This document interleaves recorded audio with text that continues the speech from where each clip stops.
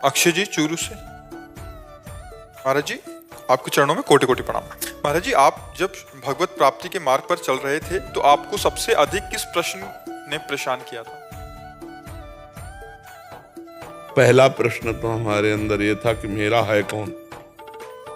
जब हम बच्चा थे 13 वर्ष की अवस्था में जब स्कूल से आते तो कुछ ऐसी दृष्टि पूर्व जन्म का भजन रहा होगा तो सबसे ज्यादा प्रेम माँ से था। तो माँ, हम जिस रोग से ग्रसित हैं इसी रोग से बीमार रहती थी, वंशानुगत रोग है। तो माँ को जब देखते हैं तो बीमार स्थिति में तो लगता है मरेगी, माँ मरेगी तो मैं रह कैसे पाऊंगा। बच्चा ही थे, मेरा है कौन। फिर पिताजी की तरफ ये भी जाएंगे, यार कौन है मेरा, आखिरकार मेरे जन्म का मतलब क्या है, ये सब क्या है।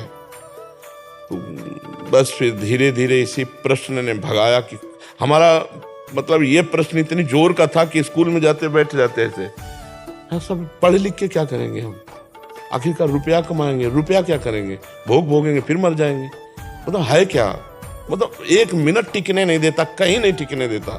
साइंस साइड में पढ़ रहे थे, कहीं टिकने नहीं देता, हर समय बस जहां बैठे तो हाय हाय मच जाता। जीवन का उद्देश्य क्या है, जीवन का लाभ क्या है। तब निकला कि जीवन का उद्देश्य भगवान है। वो भगवान मित्र हैं जो कभी भी बिछुड़ते नहीं हैं। तो चलो भगवान की प्राप्ति के लिए, बस लक्ष्य बन गया, मुझे भगवत प्राप्ति करनी है। एक ही प्रश्न रहा है, भगवत प्राप्ति, बस दूसरा कभी नहीं रहा। अब भगवान को सेवा करानी तो ये हमारा लक्ष्य नहीं, प्रवचन करना, प्रश्न उत्तर करना ये हमारा लक्ष्य नहीं, लेकिन मालिक की ड्यूटी है, वो करवाना चाहते हैं इसलिए वो हो रहा है।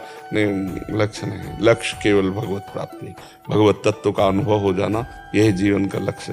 तो संतों की गुरु कृपा से, संत जनों की दया से जो प्रश्न था उसका समाधान हो गया। तो उसी प्रश्न के समाधान के बाद अब जो चाहो करवाओ, आपकी बात है, समझे ना। हमारा पहला प्रश्न था मेरा है कौन, और दूसरा प्रश्न था भगवत प्राप्ति कैसे होगी। तो संतों से मिला जो मार्ग, उसी से जीवन हो गया पूरा चलते हुए। तो अब यह है कि अब कृत्य भयों में न कोई प्रश्न है, न कोई भगवान की कृपा से चाह है, न कोई किसी भी तरह का विरोध है कि भगवान हमसे ऐसा, वो जो चाहे करवावें, जैसे चाहे चलावें। अब ऐसे केवल बस ऐसे है, ऐसे चल रहा है। महाराज जी रिद्धि सबसे पहले किस प्रकार के जीवों पर कृपा करती है? क्या अधम जीवों पर, हम जैसे अधम जीवों पर कृपा करते हैं, जिनका कोई नहीं होता, कोई नहीं, सब कुछ होते हुए भी कोई नहीं होता, जिनको कुछ नहीं चाहिए, ऐसों पर बरस पड़ती है। उनका नाम है बरसाने वाली। पर छतुरी लगाए हुए तो बरसा में भींजेगा नहीं।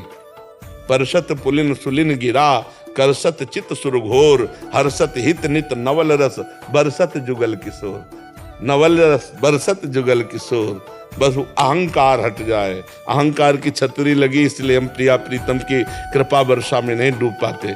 जब अहंकार नष्ट हुआ तो भींज गए, उनके रस में भींज गए। तो इसलिए दैन्य होकर भगवान से प्रार्थना करो, वो अहंकार घसीट ले। सारा खेल इसी अहंकार का है। ये अहंकार जो है ये संस्कृति का मूल है। संस्कृति मूल शूल प्रदनाना, सकल शोक दायक अभिमाना, ताते करे कृपा निधि दूरी, सेवक पर ममता अति भूरी। भगवान कृपा करे, अहंकार गलित हो जाए, बस सारी साधना इस अहंकार गलित होने की है। अहंकार गलित हो जाए, ब्रह्म तत्व का साक्षात्कार, भगवत दर्शन जो चाहो वो प्राप्त हो जाए। मेड़ है ये अहंकार, अहंकार टूटना बहुत कठिन है। ये पुष्ट होता रहता है, जिसको तोड़ना है वो पुष्ट हो रहा है, नहीं हो रहा है। मैं वो, ये भगवान बचावे इस अहंकार से।